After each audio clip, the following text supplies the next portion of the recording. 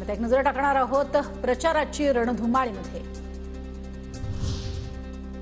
दक्षिण मुंबईमध्ये महायुतीच्या 3 इच्छुकांकडून एकाच वेळी प्रचार सुरू। मंगलप्रभात लोढा, राहुल नार्वेकर आणि यशवंत जाधव प्रचारात सक्रिय। कार्यकर्त्यांमध्ये संभ्रम वाढला।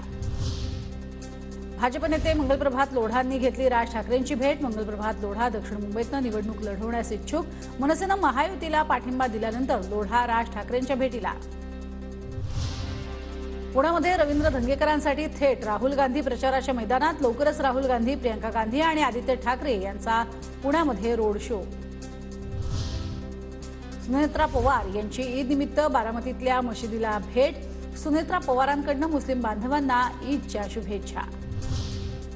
कराडच्या ईदगाह मैदानामध्ये जाऊन उदयनराजे भोसलेंनी ईद निमित्त दिल्या मुस्लिम बांधवांना शुभेच्छा। छत्रपती शिवाजी महाराजांनी दिलेला सर्व धर्म समभावाचा विचार जपला पाहिजे असंही केलं विधान।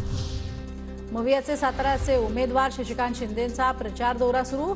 शिरवळमधनं प्रचार दौऱ्याला सुरुवात। ठिकठिकाणी शिंदेंचे जंगी स्वागत।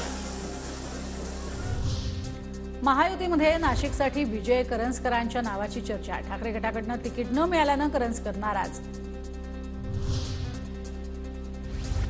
तर राज्यासह मुंबईमध्ये प्रत्येक टप्प्यात योगी आदित्यनाथांच्या 4 ते 5 सभा। मुंबईतही 5 सभांचं नियोजन।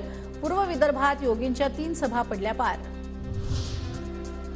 गोकुळची संपूर्ण ताकद महायुतीच्या उमेदवारामागे लावू। गोकुळचे अध्यक्ष अरुण डोंगळे यांचा मुख्यमंत्री एकनाथ शिंदेंना शब्द। डोंगळे आणि शिंदे यांच्यातील ऑडिओ क्लिप व्हायरल।